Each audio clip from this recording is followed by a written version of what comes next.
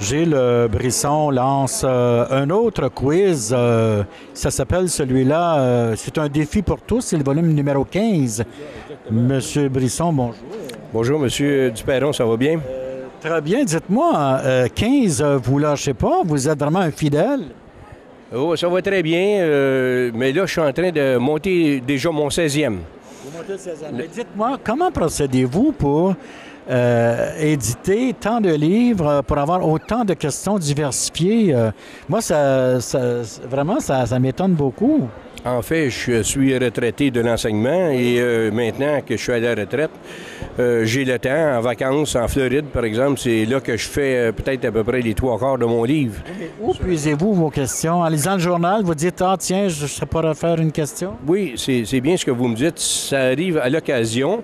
Par contre, je peux dire que 80 des questions de mes livres proviennent des anciennes sélections du Radio Digest. Des années 50, 60, 70 ont à peu près tous été épluchés, comme on dit. Et avec des questions de vocabulaire ou des articles, je vais faire mes questions. Je fais des vérifications après avec des dictionnaires, des encyclopédies. Si tout concorde bien, à ce moment-là, je fais ma question, je monte ma question.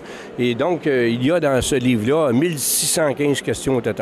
Oui, ce sont des livres qui sont très populaires. Je voyais tout à l'heure, il y avait une file ici, des gens qui voulaient acheter le livre. Oui, ça va très bien. Aujourd'hui, là, c'est excellent. Pour un vendredi après-midi, je pense que c'est mieux qu'habituellement. Par contre, hier, c'était plus lent pour les visiteurs, mais aujourd'hui, ça va très bien. Mon livre 16 va être différent des autres, par contre. Ça, ce sont des questions de culture générale. Vous avez à peu près 35 thèmes différents, histoire, géographie, économie, etc. Tandis que le prochain, ça va être seulement qu'en français. 1500 questions de français, de la grammaire, du vocabulaire, des proverbes. Là, attention, là, le vocabulaire, là, on peut dire un oignon maintenant. Exactement. Il va falloir que vous vous mettiez à jour là, avec l'Académie de la langue française. Justement, j'en parlais avec un ancien prof de français il y a à peu près 1 heure. Et ce que je vais être obligé de faire, c'est de faire la question avec le nouveau vocabulaire, mais entre parenthèses, indiquer l'ancien vocabulaire dedans, parce que les gens, ça va prendre... C'est un peu comme le système métrique. Hein? Le système métrique, ça nous prend... Nous, on a des difficultés un peu. Les jeunes sont déjà... Ils vivent dans le système métrique.